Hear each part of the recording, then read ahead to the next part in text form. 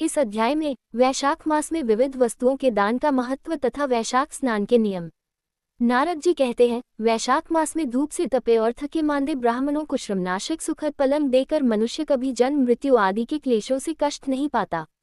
जो वैशाख मास में पहनने के लिए कपड़े और बिछावन देता है, वह उसी जन्म में सब भोगों से संपन्न हो जाता है और समस्त पापों से रहित हो ब्रह्मनिर्वाण मोक्ष को प्राप्त होता है। जो तिनके की बनी या अन्य खजूर आदि के पत्तों की बनी हुई चटाई दान करता है, उसकी उस चटाई पर साक्षात भगवान विष्णु शयन करते हैं। चटाई देने वाला बैठने और बिछाने आदि में सब ओर से सुखी रहता है।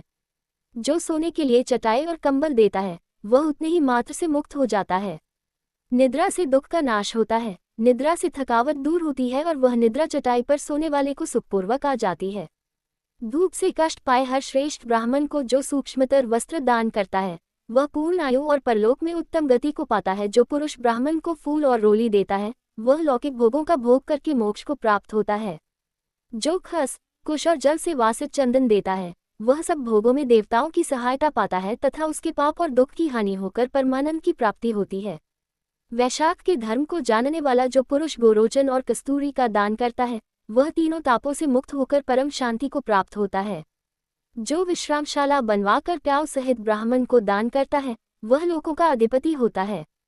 जो सड़क के किनारे बगीचा, पोखरा, कुआं और मंडप बनवाता है, वह धर्मात्मा है, उसे पुत्रों की क्या आवश्यकता है। उत्तम शास्त्र का श्रवण, तीर्थयात्रा, सत्संग, जलदान, अन्नदान, पीपल का वृक्ष लगाना तथा पुत्र, इन 7 को विज्ञ पुरुष संतान मानते हैं। जो वैशाख मास में तापनाशक तक्र दान करता है, वह इस पृथ्वी पर विद्वान और धनवान होता है। धूप के समय मट्टठी के समान कोई दान नहीं, इसलिए रास्ते के थके मांदे ब्राह्मण को मट्टा देना चाहिए। जो वैशाख मास में धूप की शांति के लिए दही और खानक दान करता है तथा विष्णुप्रिय वैशाख मास में जो स्वच्छ चावल देता है, वह पूर्ण आयु और संपूर्ण यज्ञों का फल पाता है। जो पुरुष ब्राह्मण के लिए गोघृत अर्पण करता है, वह अश्वमेध यज्ञ का फल पाकर विष्णुलोक में आनंद का अनुभव करता है। जो दिन के ताप की शांति के लिए सायंकाल में ब्राह्मण को ऊख दान करता है, उसको अक्षय पुण्य प्राप्त होता है। जो वैशाख मास में शाम को ब्राह्मण के लिए फल और शरबत देता है, उससे उसके पितरों को निश्चय ही अमृतपान का अवसर मिलता है। जो वैशाख के महीने में पके हुए आम के फल के साथ शरबत देता है, उसके सारे पाप निश्चय ही नष्ट हो जाते हैं। जो वैशाख की अमावास्या को पितरों के उद्देश्य से कस्तूरी, कपूर, बेला और खस की सुगंध से वासित शरबत से भरा हुआ घड़ा दान करता है, वह 96 घड़ा दान करने का पुण्य पाता है। वैशाख में तेल लगाना, दिन में सोना, कांसे के पात्र में भोजन करना, खाट पर सोना, घर में नहाना, निषिद्ध पदार्थ खाना, दोबारा भोजन करना तथा रात में खाना, ये 8 बातें त्याग देनी चाहिए। जो वैशाख में व्रत का पालन करने वाला पुरुष पद्म पत्ते में भोजन करता है, वह सब पापों से मुक्त हो विष्णुलोक में जाता है। जो विष्णु भक्त पुरुष वैशाख मास में नदी स्नान करता है, वह 3 जन्मों के पाप से निश्चय ही मुक्त हो जाता है। जो प्रातःकाल सूर्योदय के समय किसी समुद्रगामिनी नदी में स्नान करता है, वह 7 जन्मों के पाप से तत्काल छूट जाता है।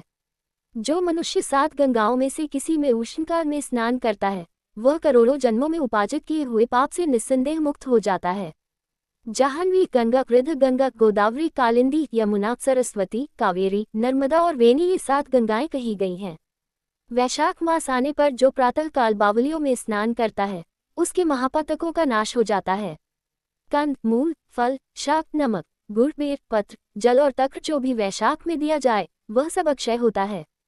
ब्रह्मा आदि देवता भी बिना दिए हुए कोई वस्तु नहीं पाते। जो दान से हीन है, वह निर्धन होता है। अतः सुख की इच्छा रखने वाले पुरुष को वैशाख मास में अवश्य दान करना चाहिए। सूर्य देव के मेष राशि में स्थित होने पर भगवान विष्णु के उद्देश्य से अवश्य प्रातःकाल स्नान करके भगवान विष्णु की पूजा करनी चाहिए। कोई महीर्थ नामक एक राजा था, जो कामनाओं में आसक्त और अजितेंद्रिय था। वह केवल वैशाख स्नान के सुयोग से स्वतः वैकुंठ धाम को चला गया। वैशाख मास के देवता भगवान मधुसूदन हैं, अतः वह सफल मास है। वैशाख मास में भगवान की प्रार्थना का मंत्र इस प्रकार है: मधुसूदन देवेश वैशाखे मेष गिरवो, प्रातः स्नान करिष्यामि निर्विघ्न कुरु माधव। हे मधुसूदन, हे देवेश्वर माधव, मैं मेष राशि में सूर्य के स्थित होने पर वैशाख मास में प्रातः स्नान करूंगा, आप इसे निर्विघ्न पूर्ण कीजिए। तत्पश्चात निम्नांकित मंत्र से अर्घ्य प्रदान करे: वैशाखे मेष के भानो प्रातः स्नान परायणः अर्घ्य ते प्रदास्यामि गृहान मधुसूदन। सूर्य के मेष राशि पर स्थित रहते हुए वैशाख मास में प्रातः स्नान के नियम में संलग्न होकर मैं आपको अर्घ्य देता हूँ। मधुसूदन, इसे ग्रहण कीजिए। इस प्रकार अर्घ्य समर्पण करके स्नान करें। फिर वस्त्रों को पहनकर संध्या तर्पण आदि सब कर्मों को पूरा करके वैशाख मास में विकसित होने वाले पुष्पों से भगवान विष्णु की पूजा करें। उसके बाद वैशाख मास के महात्म्य को सूचित करने वाली भगवान विष्णु की कथा सुने। ऐसा करने से कोटि जन्मों के पापों से मुक्त होकर मनुष्य मोक्ष को प्राप्त होता है। ये शरीर अपने अधीन है, जल भी अपने अधीन ही है, साथ ही अपनी जिह्वा भी अपने वश में है।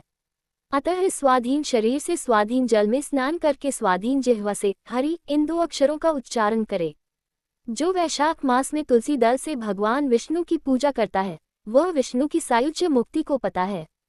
अतः अनेक प्रकार के भक्ति मार्ग से तथा भांति भांति के व्रतों द्वारा भगवान विष्णु की सेवा तथा उनके सगुण या निर्गुण स्वरूप का अनन्य चित्त से ध्यान करना चाहिए।